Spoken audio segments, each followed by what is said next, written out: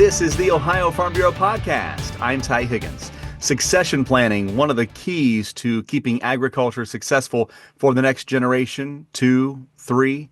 But many families don't have a plan in place. There'll be an expert at the YAP Winter Leadership Experience in early February to talk about succession planning. We'll visit with Dr. Ron Hanson coming up after this as the Ohio Farm Bureau podcast continues. Hi, I'm Brian Baldridge, Director of the Ohio Department of Agriculture and 7th generation farmer. We know farmers care about conservation. Join the thousands of H2 Ohio participants who are already implementing best management practices on their farms and receiving incentives. Program enrollment soon will open to farmers in the 10-county Western Lake Erie Basin expansion area. To join H2 Ohio, soil tests must be up to date to meet program requirements. Contact your local Soil and Water Conservation District or visit h2.ohio.gov for more information. Hey, this is Matt, Phil, and Libby, hosts of Ag Credit Set It, your go-to podcast for insights on farm finance and maximizing your return on investment. Tune in to new episodes of Ag Credit Set It twice a month as we talk to industry leaders, financial experts, and farmers who share their experiences and perspective. Listen in your favorite podcast app like Apple Podcasts or Spotify, and be sure to subscribe to Ag Credit Set It so you never miss an episode. We'll talk to you soon. Welcome to the Ohio Farm Bureau podcast. I'm Ty Higgins, and we are just weeks away from the 2025 Young Ag Professionals Winter Leadership Experience. This year going to be at Kalahari in Sandusky, February 7th and 8th. On the podcast this week, one of the very special guests that'll be joining us in Kalahari, coming all the way from the West Coast in California, Dr. Ron Hanson. He is Harlan Agribusiness Professor Emeritus at University of Nebraska-Lincoln. Dr. Hanson, great to see you and welcome to the podcast. Thank you, Ty. Thank you for your kind words. So you're going to be talking with these young folks and really people of all ages as we're inviting not just 18 to 35-year-olds, but anyone that wants to join us at this Young Ag Professionals Winter Leadership Experience in early February about succession planning. And that is a topic that I know you know is so important to the future of agriculture. And it's a topic you've been talking about for a number of years. How did you start to get involved in this matter at Nebraska and now today? Well, in my career, wore two hats. One was I was at the University of Nebraska in the College of Ag Sciences, teaching the agribusiness classes, full-time professor. But I got into working with farm families, counseling on family relationships, family communications, and that evolved into the real challenge today, and that is farm transition planning for ownership succession. How do we keep that family farm, family ag business in the family for the next generation? And most importantly, give those young ag producers that opportunity to return home, be successful, have a financial future, and ensure their future as well. That's the one key thing. Young producers today, your young Ohio Farm Bureau members that are returning home, they need that certainty of having a plan in place. They need to know that they actually have a future. If I come home and stay, make the commitment, put the sweat equity in, all of the above, I have this opportunity to build my future. And those parents, grandparents, need the assurance, peace of mind that their farming operation that they have worked so hard their entire life to build and establish is going to remain in the family. And most importantly, that legacy is going to continue for future generations. I don't think we talk a lot about that two-way street. That's interesting you say that the young person needs that assurance that the farm's going to be there for them, but then the ones aging out need the assurance, the legacies. That is fascinating. And we talk about... that's what the parents have worked so hard for. And the transition plan, you're absolutely correct, Ty, it can be a win-win situation for both generations. And we talk about it a lot, yet I do hear a lot of farm families say they simply don't have a plan in place. In your opinion, and just maybe ballpark it, what percentage of farm families would you say have something like a succession plan in place for the future? Well, there was a recent market study that showed that 80% of farm owners wish to keep their farm, land, whatever, in the family for the next generation. but far less than 20% have a plan to accomplish that. And that is just because those families never get past the anxieties and the fears and the obstacles, which we're going to talk about at the conference, and how to avoid those and what the solutions and guidelines and strategies are for planning success. But you're absolutely correct. Very few families have a plan. And the key point, one of the challenging questions I'll ask, if something happened today, unexpectedly, suddenly, does everyone in that family know and understand what happens tomorrow? Who takes over? How do they take over? When would they take over? If I happen to be the adult child who came home to the operation and stayed, never left, and I may have to buy out some of the other siblings to keep the farm, the estate together, who determines the price, the terms?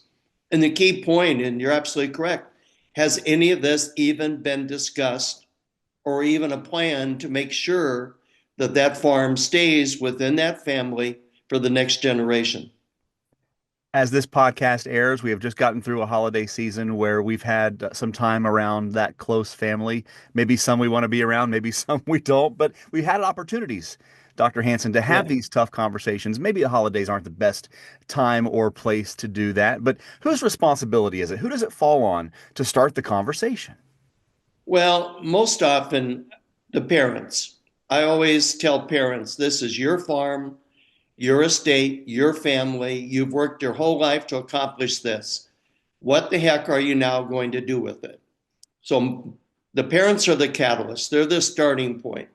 And one of the things we'll talk about in the afternoon session at the conference is how do you have the tough, challenging, emotional conversations with positive outcomes.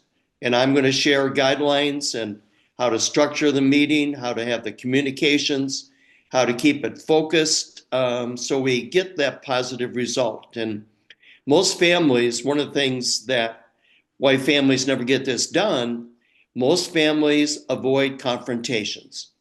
Nobody wants to talk about the real issues. They'll dance around it, they'll tiptoe around it, but they never sit down face to face, one on one, get the real issues out in the open, admit they exist, and then find solutions. And that's one of the things we're going to work on at the conference with your young Ohio Farm Bureau members, is how to go home with those skills, those ideas, those strategies. They have the tough conversations that most families avoid, and hopefully with some successful results that ensure their future. Registration is open now for the conference. Again, it's February 7th and 8th in Kalahari, the Young Ag Professionals Winter Leadership Experience. Dr. Ron Hanson joining us on the podcast.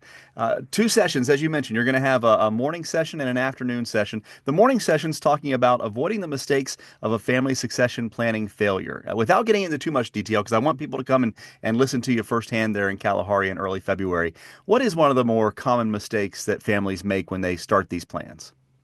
Well, right at the top of the list is families procrastinate. There's always next year. We'll get to this someday. And then something, unexpectedly happens. And most families, their attitude, their strategy is, we'll wait till something happens.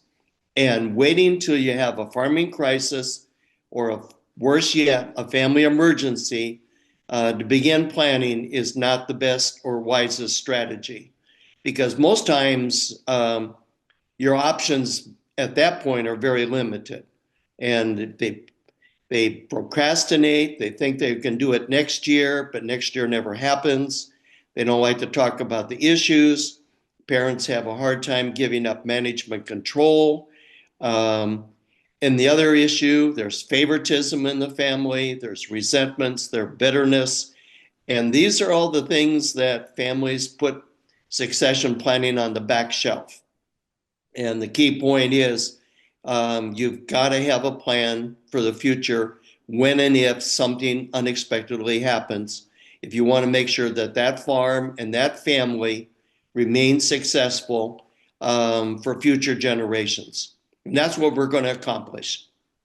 The afternoon session is titled Transition Strategies for Young Ag Producer Succession Success. Is there such a thing, Dr. Hanson, as, because you mentioned when something catastrophic happens, that transition happens right now. Yep. Can there be a more gradual plan in place to bring those young people in, maybe to some leadership roles, maybe to some management roles in that farm, in order to make that transition not happen overnight, but maybe in more of a midterm type of fashion? Exactly. You're right on target with that. One of the things we're going to talk about is an exit plan. How do those parents, particularly dads, gradually step aside while the next younger generation gradually steps in and eventually takes over? That, again, that's transition planning, but most families never think about an exit plan. And one of the things I'm going to tell your young members there for Ohio Farm Bureau is dad's not going to quit farming cold turkey. He's not going to say, okay, that's the last acre of corn I plant. And I need to get, families to think about that.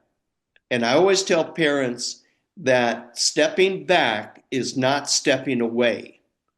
And you want to keep that older generation involved. That's one of the biggest fears that dads and grandpas have, that, well, if I turn over the farm, whatever, I won't be needed. I'm going to be forgotten and I'm going to be taken for granted.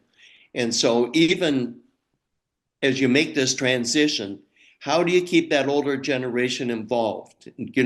Decision making, planning, whatever, but make them feel that they're still a vital part of that operation and needed. And that is a skill. And that's something those young producers, your young members, can go home and take and incorporate and make that plan operation more successful. All types of valuable information coming from Dr. Ron Hanson just in this podcast. Now imagine sitting in a couple of sessions with him in February 7th and 8th at Kalahari for the YAP Winter Leadership Experience. He has a wealth of knowledge helping young people stay in agriculture with their family farms with succession planning. Dr. Hanson, great to visit with you. I can't wait to meet you in person, and thank you for all the insights. And thanks for making the trip all the way from California to Ohio in February. Can't guarantee the weather's going to be quite what you're used to that time of year. Well, I'm greatly looking forward to the opportunity because I'm a Farm Bureau member myself. I've been a member of Farm Bureau, Nebraska Farm Bureau for 46 years. But young producers, your young members are so important to your organization because they're the lifeblood. They're the next generation. They're the next young leaders. And the key point is, how do we make that opportunity for them to be more successful? You can find out more online at experienceyap.com. That'll do it for this Ohio Farm Bureau podcast. If you like what you're hearing and seeing, make sure and like, subscribe, and follow. You can follow us on Facebook, YouTube, and also Instagram, and of course online at ohiofarmbureau.org. I'm Ty Higgins. We'll see you down the road. Find previous podcasts at ohiofarmbureau.org and search podcast.